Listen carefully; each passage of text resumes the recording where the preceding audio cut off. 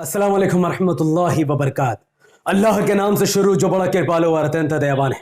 मैं हूं मोहम्मद हफीज अंसारी और आप देख रहे हैं द पॉलिटिकल। गुजरात से बहुत दिल दहला देने वाली खबर सामने आई है।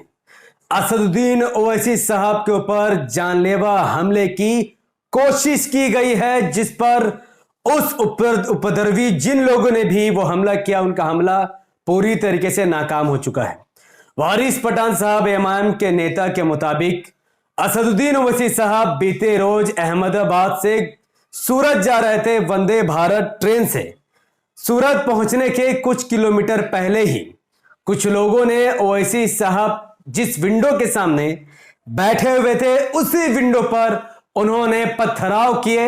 उस पथराव करने की वजह से उस विंडो की आप गिलास को अगर देखोगे वो पूरी तरीके से क्रैक हो चुका है, यानी पत्थर बहुत तेजी से और बहुत बड़ी मात्रा में फेंकी गई है।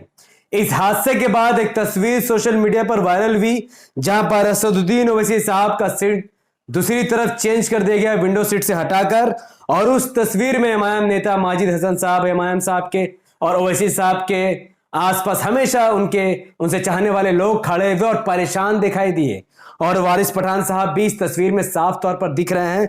तो यह बहुत बड़ी वारदात थी जिससे असदुद्दीन ओवैसी साहब बाल बाल बच गए। इस न्यूज को आज तक ने भी अपने मीडिया में ब्रॉडकास्ट किया, और उन्होंने जब अपने न्यूज प्लेटफॉर्म पर इस न्यूज को चलाया कि जिस ट्रेन में थे ओवैसी, उस पर हुआ पथराव, उसके कमेंट बॉक्स पर जब आप जाकर चेक करोगे तो माधव खंडेलवाल नाम का एक व्यक्ति जो मानसिक तौर पर बीमार है, वो इस हमले पर कहता है क्या बात है, वो खुश हो रहा है ओवैसी साहब पर हुए इस हमले पर। अंक बले नाम का एक हिंदुत्व व्यक्ति वो कहता है ये तो शुरुआत है मिस्टर ओवैसी, यानी खुले तौर पर ओवैसी साहब को धमकी दे रहा है।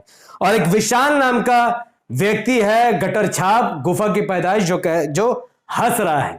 ये कोई पहली बार नहीं है कि ओवैसी साहब पर हमला हुआ हो, ये बीजेपी का नकारापंथी का सबूत है। इस हमले को लेकर मैं असदुद्दीन ओवैसी साहब पर जो हमला हुआ है, इस पर मैं नरेंद्र मोदी और अमित शाह के ऊपर बहुत बड़े सवाल खड़े करता हूं कि कहां गया आपका 56 इंच का सीना, कि गुजरात भारतीय जनता पार्टी का गढ़ है। अमित शाह और नरेंद्र मोदी दोनों गुजरात से ही आते हैं, और उनके नेतृत्व में जो गुजरात चलती है, ऐसे गुजरात में, और वंदे भारत ट्रेन भी मोदी जी का लाया हुआ ट्रेन है, तो ऐसे ट्रेन पर कौन पथराव कर सकता है? किन लोगों ने पथराव किया है? क्या नरेंद्र मोदी और अमित शाह इस पर कोई बड़ी कार्रवाई करेंगे? क्या सीसीटीवी फुटेज को खंगाल कर इस बात का पता कर सकें कि वही साहब के हमले के पीछे किन गुफा की पैदाइश वाले लोगों का हाथ था? और मुझे उम्मीद है कि अमित शाह और नरेंद्र मोदी इस पर कोई ना कोई संज्ञान लेंगे, कोई फैसला लेंगे, क्योंकि यह हमला ओवैसी साहब पर कोई पहला हमला नहीं है। 21 सितंबर 2021 को असदुद्दीन ओवैसी साहब का घर जो दिल्ली में स्थित है, वहां पर भी तोड़ फोड़ की गई थी। सीसीटीवी फुटेज में कुछ भगवाधारी हिंदुत्व कीड़े दिखाई दिए, जिन पर एफआईआर भी दर्ज की गई थी। इसके अलावा उत्तर प्रदेश विधानसभा इलेक्शन 3 फरवरी 2022 को भी ओवैसी साहब के काफिले पर अंधाधुंध फायरिंग की गई थी। उसके कुछ गोलियां बैरिस्टर असदुद्दीन ओवैसी साहब के गाड़ियों में भी लगी, और ओवैसी साहब की जान जाते जाती बची। अल्लाह के फजलो करम से ओवैसी साहब सही सलामत वहां से निकल गए। उसका भी सीसीटीवी फुटेज सोशल मीडिया पर काफी वायरल हुआ, और उस सीसीटीवी फुटेज के बुनियाद पर शुभम और सचिन नाम के व्यक्ति को उत्तर प्रदेश की पुलिस ने मामले पर ही धर दबोचा, और उनको जेल के सलाखों के पीछे भेज दिया गया।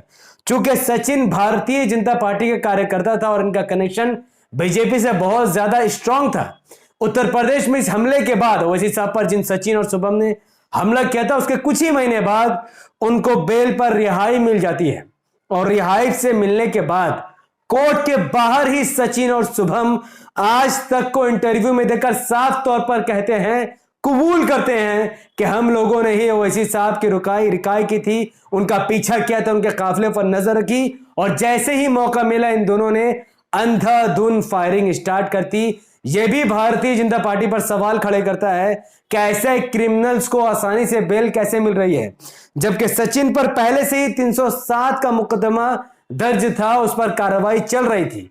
ओवैसी साहब पर हमला 307 का मुकदमा फिर भी सचिन को आखिर बेल कैसे मिला, ये भारतीय जनता पार्टी के शासन पर बहुत बड़े सवाल खड़े करती है।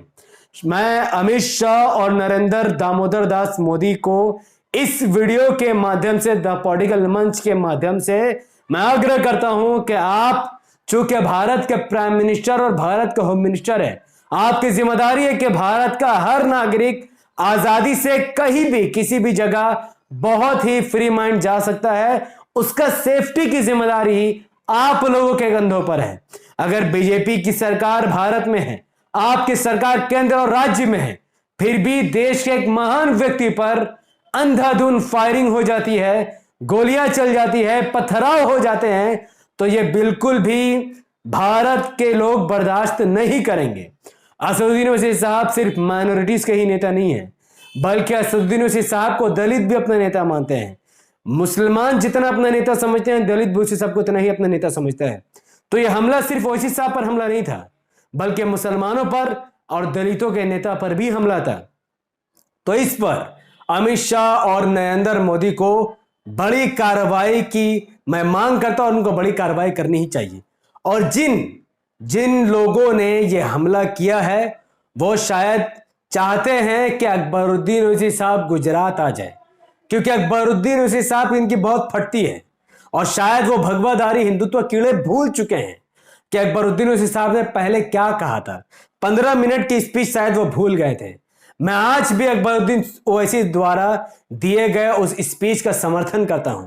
उन्होंने सही कहा था कि 15 मिनट के लिए अगर पुलिस हटा दी जाए, तो जो दंगाई मुट्ठी बराबर हिंदू और मुसलमानों में दंगा लगाते हैं, उनको भारत के लोग बहुत आसानी से रोक सकते हैं।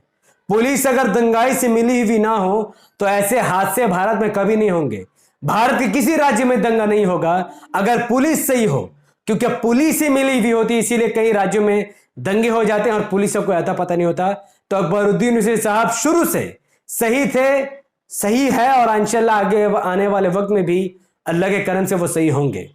मैं अब दिल से चाहता हूं कि अकबरुद्दीन ओवैसी साहब इमाम जहां जहां इलेक्शन लड़ती हो वो वहां पर जाए, स्पीच दे, ताकि लोगों के दिलों में वो डर बैठे कि असदुद्दीन ओवैसी साहब पर हमला करना उन पर कितना भारी पड़ सकता है।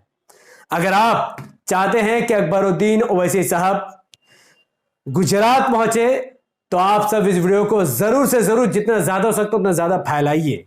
यह वीडियो जितना ज्यादा ट्रेंड करेगा या वायरल होगा, उतना ज्यादा लोगों तक मैसेज पहुंचेगी कि अकबरुद्दीन ओवैसी साहब को गुजरात आना चाहिए, और ये लोगों की डिमांड है। तो इस वीडियो को लाइक कीजिए, इसके लिंक को व्हाट्सएप, फेसबुक, इंस्टाग्राम जैसे सोशल मीडिया के प्लेटफॉर्म पर शेयर कीजिए। अपनी बातों को कमेंट पर रखिए कि आप उन जंगलियों को क्या कहना चाहते हैं जो बार बार असदुद्दीन ओवैसी साहब के काफिले पर हमला कर रहा है, जो ओवैसी साहब के जान के प्यासे बन चुके हैं। अपनी बात कमेंट पर जरूर रखिएगा। हमारे यूट्यूब चैनल द पॉलिटिकल को सब्सक्राइब कीजिए, बेल आइकन को हिट कीजिए। अगर आप सब इस वीडियो को हमारे Facebook channel the political news पर देख रहे थे, तो इसे लाइक और फॉलो करें, 5 बड़े ग्रुप में शेयर करें। मुझे अपनी दुआ में याद रखें। बहुत बहुत शुक्रिया। अस्सलाम वालेकुम रहमतुल्लाहि व बरकात। अल्लाह की सलाम रहमत बरकात आप तमाम भाई और बहनों पर हो। मे अल्लाह भी पीस अपॉन अस। और एक बात हमेशा याद रहे कि ओवैसी साहब पर लोग जितना भी हमला कर लें, जो जितना भी ओवैसी साहब के कट्टर दुश्मन ही क्यों ना हो, पर असदुद्दीन ओवैसी साहब के फॉलोवर दिन ब दिन बढ़ते ही जा रहे हैं। ओवैसी साहब की ताकत दिन ब दिन बढ़ती ही जा रही है। ओवैसी साहब से मोहब्बत करने वाले लोगों की संख्या भी बढ़ रही है। और आने वाले वक्त में इंशाल्लाह वो दिन दूर नहीं जब गुजरात, बिहार, उत्तर प्रदेश, कई जगहों पर इंशाल्लाह AIMIM अपना खाता खोलेगी। AIMIM के उम्मीदवार जीतेंगे और ऐसे लोगों पर बड़ी स्तर पर कार्रवाई होगी जो आज ओवैसी साहब पर हमला करके अंदर ही अंदर खुश हो रहे हैं। बहुत बहुत शुक्रिया।